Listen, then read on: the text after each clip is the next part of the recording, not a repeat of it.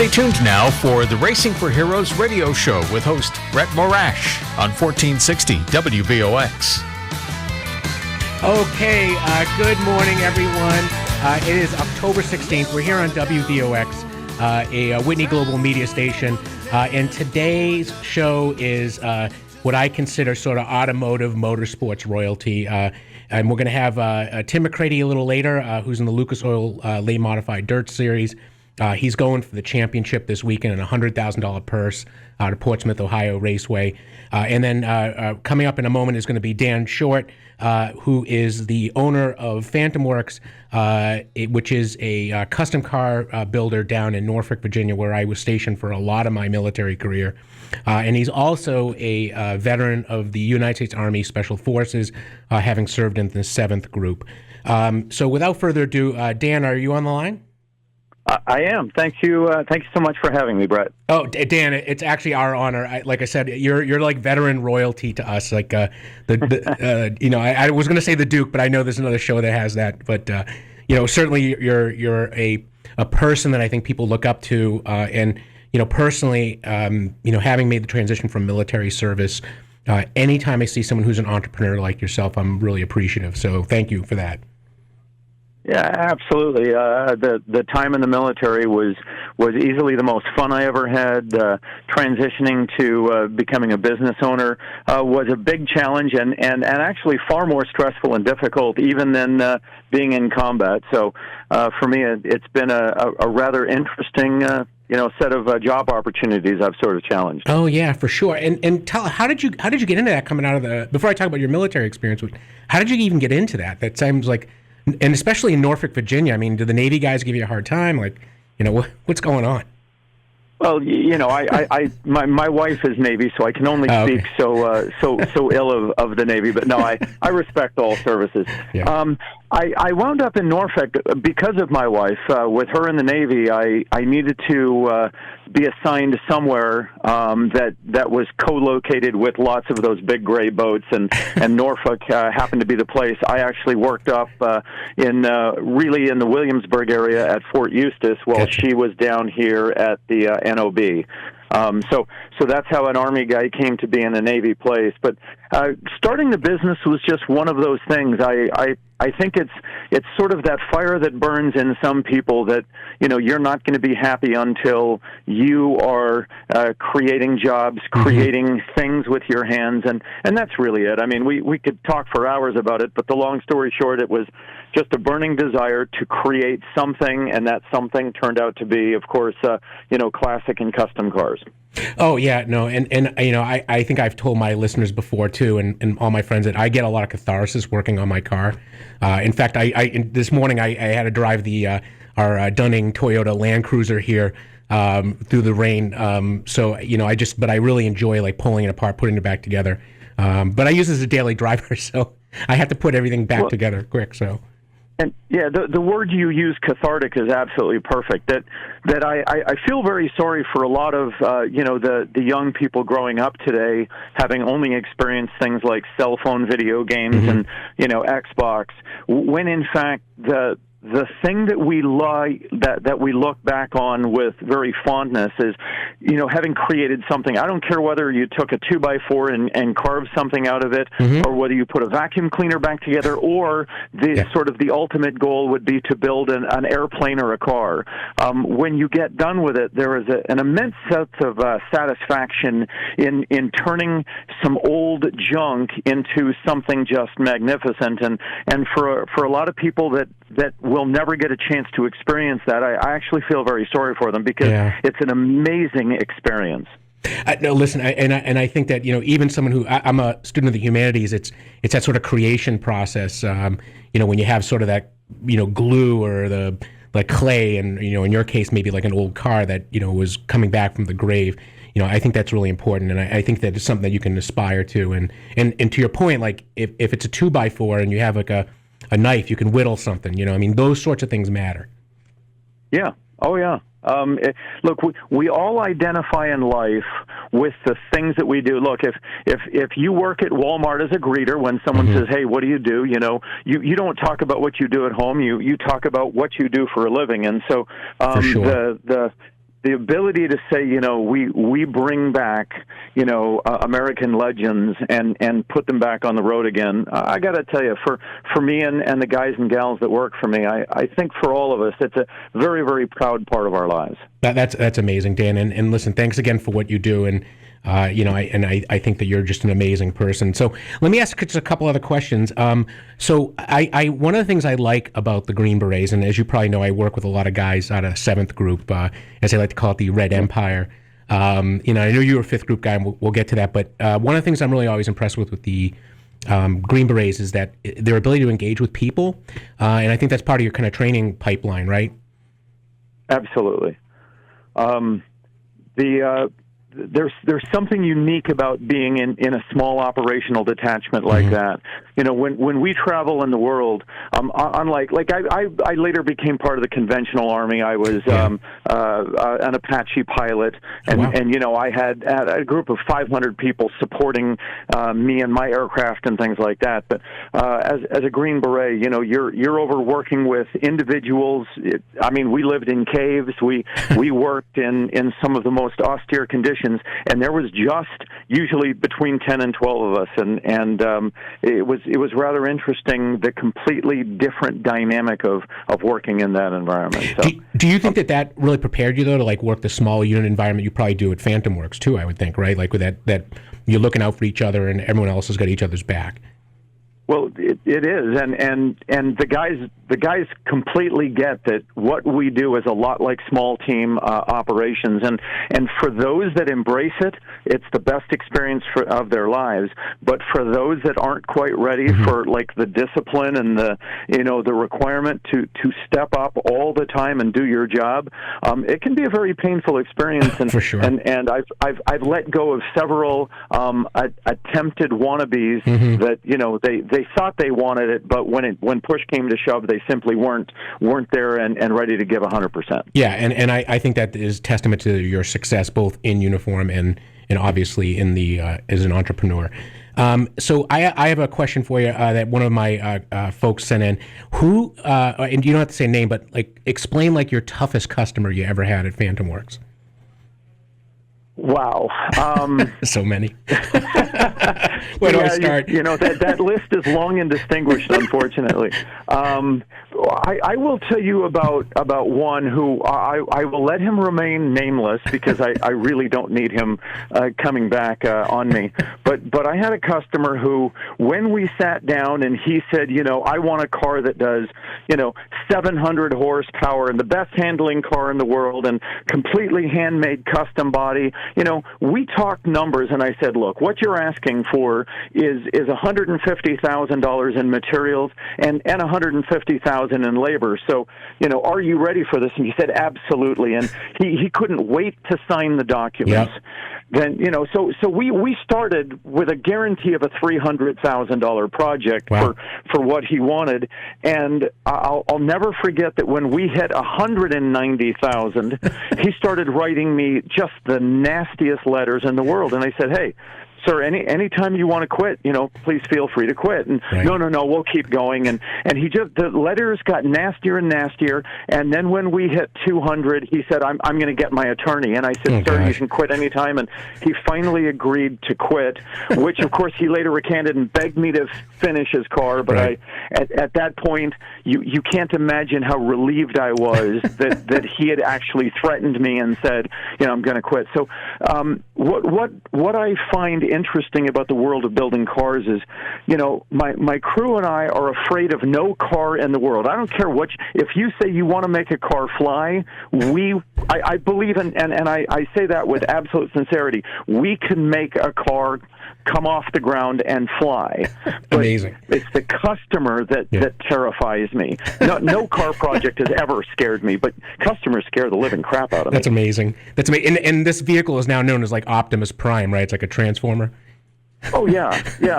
And when these customers decide to build these nightmare builds, believe it or not, I spend hours trying to talk them out of it. Right.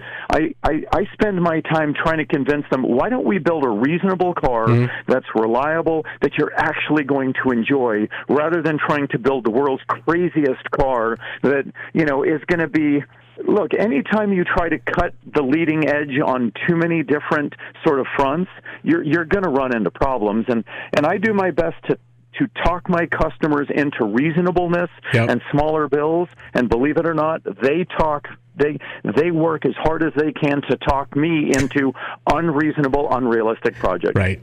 But I think that's testament to all of your training in the military and dealing with people and being such a successful entrepreneur. So, bravo to you, sir. Well, thank you. Yeah. I got to tell you, it's been a great life so far. I've thoroughly enjoyed it, and I don't have a whole lot of regrets about things I haven't tried yet. That's awesome. And listen, I'm sure we're going to. I know the show's just in kind of reruns on Motor Trend, but I'm sure we'll see some amazing stuff on your website. And what is the website so that the listeners out there can tune in and see what's going on? Exactly like the show, FantomWorks.com. And in fact, the new exciting project we're going to start doing on November 14th, we're going to do weekly videos on it. We're building a car, a 57 Corvette that is part of a giveaway. So, people write me all the time and they say, I wish we could afford one of your cars. Well, we're gonna build a 57 Corvette and raffle it off for charity. And it's also part of in conjunction, we're going to be giving a book with the purchase of 5 raffle tickets. You'll be able to get a book that I've written. So that's kind of the new phase and exciting venture in my life. Well, I'll be one of the first people lined up to get that book. So rest assured. And we're actually Racing for Heroes, we're gonna be down there December 4th, so that Friday. So I'm looking forward to that as well. I look forward to seeing you then and putting on the event at the show at the shop, and I hope to see a lot of folks there. Yeah, we're going to bring the 773 car as well, and I have some former shipmates coming who are now like captains and admirals down there, as well as just folks in the kind of community. So we're excited about that. And Dan, listen, thanks again. I have Tim on the phone, so I'm going to have to cut it off there. But Dan, thank you again, and I will see you in December. My pleasure. We'll see you then, Brett. All right. Have a great one.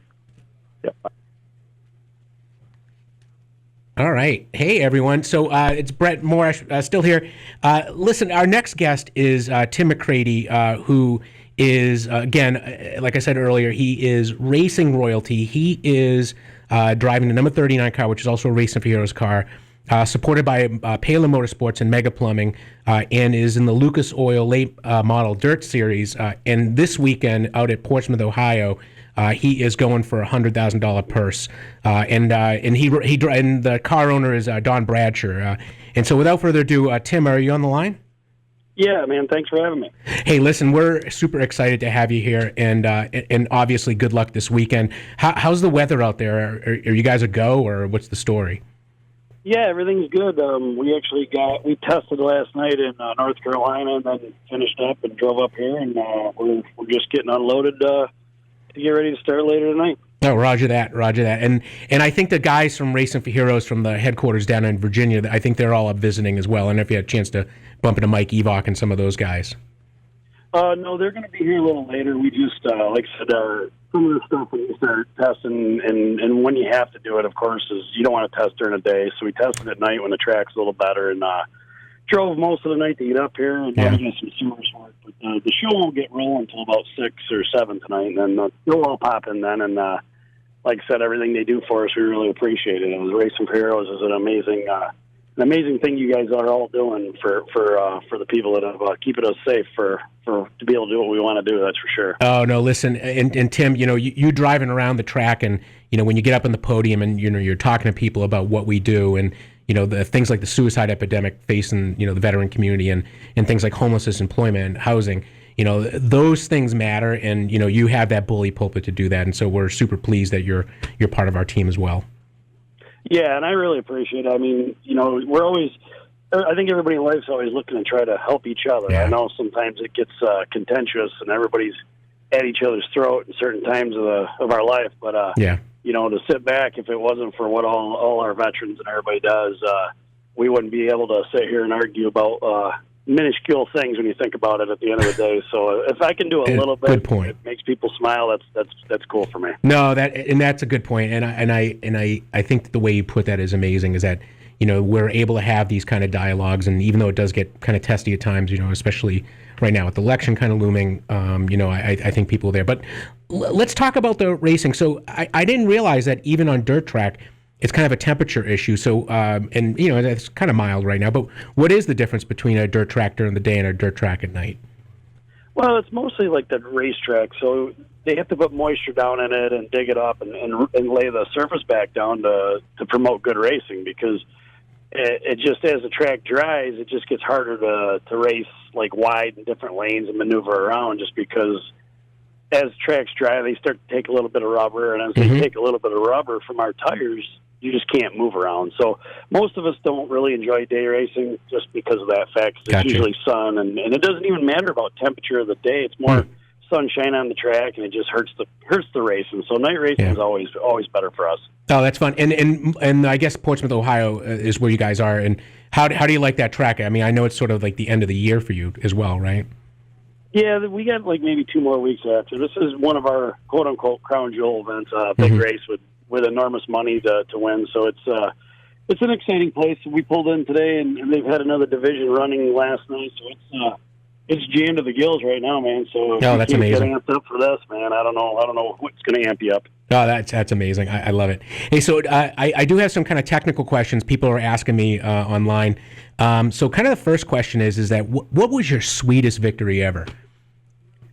Oh man, it's tough to pin down. I mean, when we won, because you win so the much. Chili Bowl over there in Oklahoma in a midget car, probably 10 years ago or more now. I never had ran them cars before, and it's a big event that has many different types of drivers in it because it's during the winter and nothing's going on. So that'd probably be it. It's like I said, it's turned into an event where you'll see NASCAR drivers run, IndyCar drivers run, off-road trucks, and plus all kinds of other dirt racing on top of that. So it's a unique event, and it was cool to win that.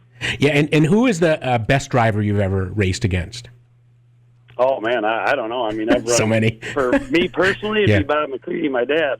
Oh, that's amazing.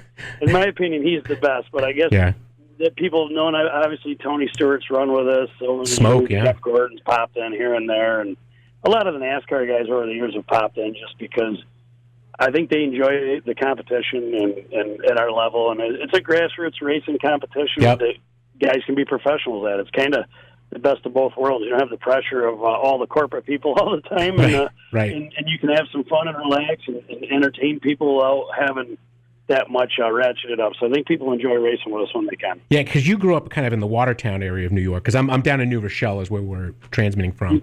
Yeah, yep. I actually, believe it or not, worked out at Fort Drum as a civilian for 4 or 5 years on military tank helicopters, Cobras and Apaches and stuff like that when I first started racing. So that's amazing. The military's pretty close to where I grew up, and it's very important to everybody in our town up there. Yeah, 10th Mountain, and I don't know if you heard Dan Short on a little earlier. I didn't realize he was an Apache pilot in addition to being a Green Beret. Like, that's got to be like a Dan Short kind of like little known facts kind of thing. But that's amazing. I didn't know you worked on Apaches. That's amazing. Yeah, I mean, I did just for a few years. We did some foreign sales contracts and things like that, refurb, and then it was awesome. I mean, to be able to get out and see different things, and the military, to me personally, is amazing how much they have to keep up with. It's not just running in there and doing their job. There's a lot of maintenance and a lot of they don't get as much credit as they deserve for how hard they got to work at everything they do. That's for sure. Oh yeah, and that's why like I said, Dan was on a little earlier, but like. It's that sort of like 12-hour kind of day, but you're also looking at it from like the military guy. It's like it's every day, 24/7, and I think that even as a contractor, you probably saw some, the pressure that it is to get the birds going and that sort of thing. Yeah, definitely. I mean, the test pilots were amazing, and just most of the people had been in the military. I was fortunate enough that they hired me, and I was young, and I was racing at the same time, and it was just a unique part of my life. I've had a pretty cool life, so I'm not going to complain about anything. Gotcha. And so another kind of technical question. So I like I said, I know Mike Evox up there, but you guys actually have a car part in common. This Longhorn chassis that the whole car is kind of built around. And can you just tell us a little bit about? I didn't realize the chassis that were that much different. But what's kind of special about the Longhorn chassis? Well, I mean, I guess with the Longhorn chassis, for me personally, was we'd been with different manufacturers, and then I met the Labanis, Justin Labani and Terry, his dad, and obviously Bobby Labani, the NASCAR racers. They started a chassis company, and we just had some meetings and got to talking and decided to buy one, and it just kind of flourished. And their cars, for me personally, were just a little easier to work on, I would say, as far as the baseline setup. You can really miss a little and still be competitive, and just the attention to detail that they got and the way they build stuff is just like anybody. The NASCAR community or the IndyCar community, people like that, they are very meticulous and very good at craftsmanship, and that's kind of why we ended up there. Gotcha. Yeah, no, and listen, and I saw them building the 773 car down in Virginia, and I mean, there's just things that like people don't even realize, and I think it's unique to kind of the type of racing you're doing with, like even the engine is slightly offset from center because it's really a weight issue. Yeah, we go through and even so, like the motors run better when they're level. So if the car's gonna travel, say from the ground up in the air 12 inches or however far it's going to travel, the motor gets all laid over the wrong way, and things like this. So it's just more efficient. The drive line's more efficient if you could twist these engines, and which is unique to this division. I've driven a lot of other divisions where the way the cars are built, there's no ability to do any of that. So these cars are very ahead of their time when it comes to technology and things like that, comparable to some of the other divisions in the country. Yeah, and I think they're incredible. I had, like I said, I had a chance to see the 773 car, which is very similar to what you're driving. I mean, you can even adjust on the fly, right? The front braking versus the rear braking, right? Like a balance. Yeah, they have a lot of. They used to have a ton of in-car adjustments, which we've slowly got rid of that just for to help some of the local people that don't race as much. And it's hard to. The divisions, you want them all to prosper. You want to be able to have a guy that can work 50, 60 hours a week and show up and be competitive. And if you give us too much as professionals in-car adjustments, it just makes these guys feel like they can't compete. So we're down to a brake bias, which is pretty cool. So you can, if you feel like you're loose into the corner and you slide too much, you put more front brake in. You can do that right as you're racing under the green flag. It's like a crank, right? Like I kind of remember seeing, at least in the 773 car. Yes, yep, just like that. Yep. So I know that we talked a little bit earlier today. So I heard you had a tire go down at Super Dirt Week. What happened, and you know, how did you get around that? Oh, it's just one of those things. I told you earlier, the Super Dirt Week race for us when I was growing up was probably the biggest race that we ran, and my dad was fortunate enough to win it once. And oh, wow. It's a 200 lap race on a mile track with pit stops, live pit stops, and everything. So it's a grueling race. And as a kid, that was my Daytona 500. So I'd run there many, many years, led a bunch of laps, and really that was probably the most competitive we've been, where there's only 4 or 5 laps left, and they had a bad wreck, so they red flagged it. And I was just sitting on the backstretch, and believe it or not, a fan yelled through the fence to tell me I had a flat right rear, and we ran radios and things of that nature, and it just, you know, it's about as heartbreaking for me personally as anything I've ever done, just because I've never won the race, and now the mile track's gone because of economics and everything else, and you know, it's just one of those deals. I mean, you try not to look back, but that was probably my biggest heartbreak in racing. That is tough. That's tough. Well, at least your dad won it, though, so he's probably got that, hold that over you. So. Yes, that's okay. He's won so many more than I have. I've had a very good career, but his career's like being on steroids, I would imagine, that's for sure. No, like, listen, you know, he's incredible. You're incredible. So just a couple other questions. So tell me about the race team. I know Paylor Motorsports, Don Brashear, and, you know, his daughter are all involved. You know, any little shout-outs for them? Yeah, the whole family. I mean, Donald and Gina, obviously, they don't have to do what they're doing. Donald raced for many years, and he still races a little bit from time to time. And then Gina and them sponsored us last year, and they came to me, and we had a different team I was driving for. And like I said, they have really been a blessing personally for me, because I've been racing a long time, and I've had a very good owner before these two came along. And, they just have pumped the program up, and sometimes you need a little bit of new blood to get things going, and their attitudes are so great and very positive, and it's taught me to be more positive and to look at things in a different light, and I think that's why we've been very successful. That's awesome. They've surrounded me with so many good people. It's all about the community, and I mean that in the veteran space, I mean that in the real world, outside of the veteran space, you know, so it's amazing. And so kind of last thing, I know it's, you know, this race is a big deal. What channel is it being shown on this weekend? I believe it's on the Lucas. It's only on an app, the Lucas Oil Racing TV app. So, which is a beautiful app. I mean, heck, the clarity on that thing's as good as any TV that I have in my house. Oh, so very cool. It's an amazing thing. It'll be 100 laps. It's a 2-day event, so we'll start tonight with heats and get the feature lined up for tomorrow. And then tomorrow will be a 100-lapper for $100,000 to win. I mean, somebody's going to go home pretty happy. And of course, everyone in the Racing Hero universe is putting out good karma that it's your car. I'm for sure. I hope it is. I mean, we've been close in this one and had a lot of bad luck at this place too. But we're usually really fast, and hopefully we can put this Racing Hero cars up front. Oh, that's outstanding. That's outstanding. And like I said, we're just getting ready to get to the end of the show. So I just want to thank you again, Tim, and seriously, all the best of luck this weekend. So thank you so much. Anytime, man. It was a privilege to be on the show. No, yes, sir. Thank you. All right, race fans, it is coming to the end of our show yet again. Just to give everyone an opportunity, we are running a 5K virtual race. Please go to our website, www.racingforheroes.org. Sign up. You get a free T-shirt or you get a belt buckle, and it'll be just absolutely amazing. So really looking forward to that, everyone. And have a great day and a great weekend, and watch the race. Let 'em follow down.